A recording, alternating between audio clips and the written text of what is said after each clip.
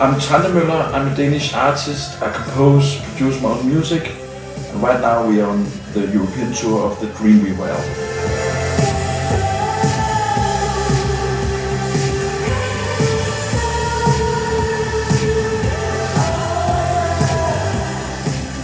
Tonight we're gonna play in Munich, first time that we play in this venue. So I'm really looking forward to see how it will be. It's sold out, so it's really nice.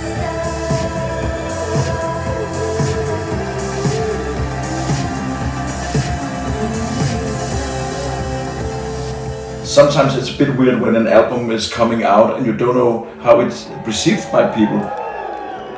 With a live show you can really feel the reaction instantly.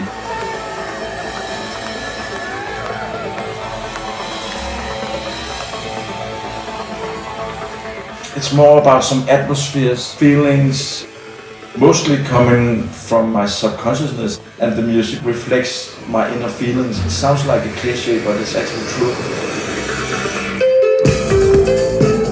The way that I feel, that I try to canalize into the music. Hopefully people can use my music to reflect on their own lives, and maybe they can see some sides of themselves in the music. I really use the music often nearly like therapy to help me through some hard times or some good times. That's the beauty about music. It can really talk straight to the heart and not only to your brain. It is really not up to me if my music will be here in 50 years or 100 years. I don't think so. It's not why I'm doing music.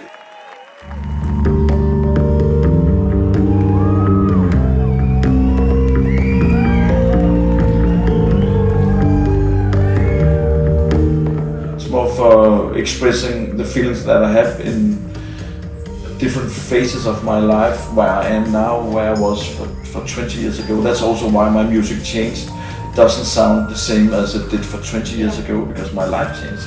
There's a fine red line from my first album to where I am now. It's still Trentemøller, it's still my music, but the sound has changed because I have changed as a human. My music follows my taste, I think.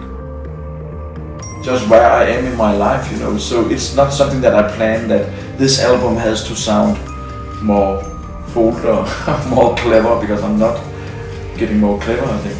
Actually the opposite, I think the older you get, the more confused I get about a lot of things that I thought were more simple, black and white maybe. But it really gives me freedom to be the human that I want to be. It sounds a bit cliche again, but that's how it is for me.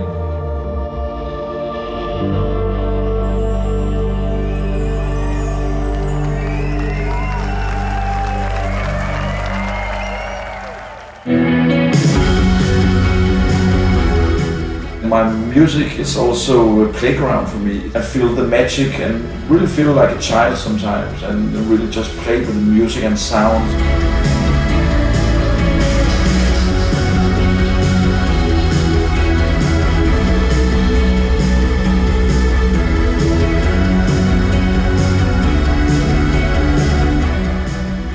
We have a lot of fun going on tour also, so it's not always hard work. These are just the singers from Iceland, and she has done a lot of her solo stuff too, and I really love her voice. It somehow really fits well together with my music. It just felt right to keep that same band. I'm really happy about every band member.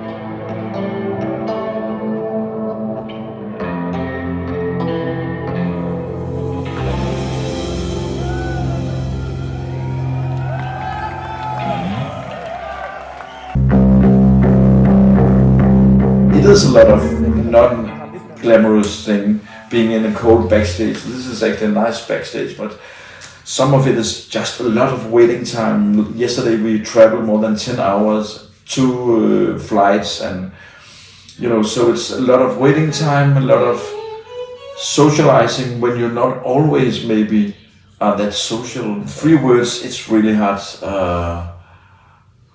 Energy, tiredness, waiting. Waiting time, because there's so much waiting time here. imagine, you know, we are sometimes traveling. We played in Istanbul. I had to go up at 4 o'clock in the night to catch an early flight and then drive a long way and then play 75 minutes and then going back early next day. Totally knackered because we have been playing so many shows, but that's part of it. I'm not crying. I really love being in the bus because we have our own space there. If we don't want to socialize with the band or crew or anyone don't want to sit backstage, we can sit in the bus, we have a little lounge and we can work there. I'm also working quite a lot, and not only me but the band members, we are bringing music and we can produce, we have laptops and we have a little stereo where we can listen to music.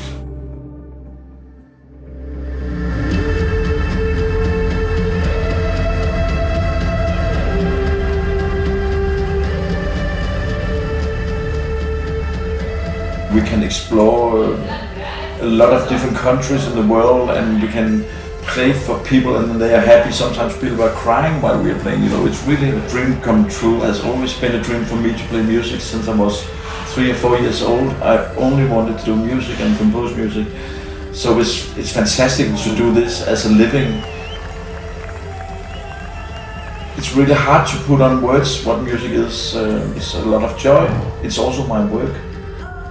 And I also really love being on stage and playing with the band, and the social thing about playing for a crowd that came to see our show tonight is sold out. It's, I don't know how many people, more than 1,000 people showing up today to hear my music. It's really weird to think of that I wrote it alone in my studio in front of the upright piano, and suddenly we are here playing sold out shows all over Europe. It's still something special sitting with a physical album cover, still having that physical experience instead of Spotify having endless playlists that just goes on and on and on and on. I think that changed the way that people are listening to music, but I don't think it changed the way that people go to shows and see music. I think it actually also helped a little bit that some of the streaming services, they are like modern radio stations. If you could choose a sound of you, what would it be? A sound that should be me. Yes, it can be a song, it can be just a nature sound, everything. It should be a feeding guitar. I love the sound of it. It's never the same, and the way that a guitar can sound so differently depending on how you play it. Is close to the amp, not close to the amp. It's much different from a synth that's pretty much the same sound every time. So it should be a feeding guitar, very loud.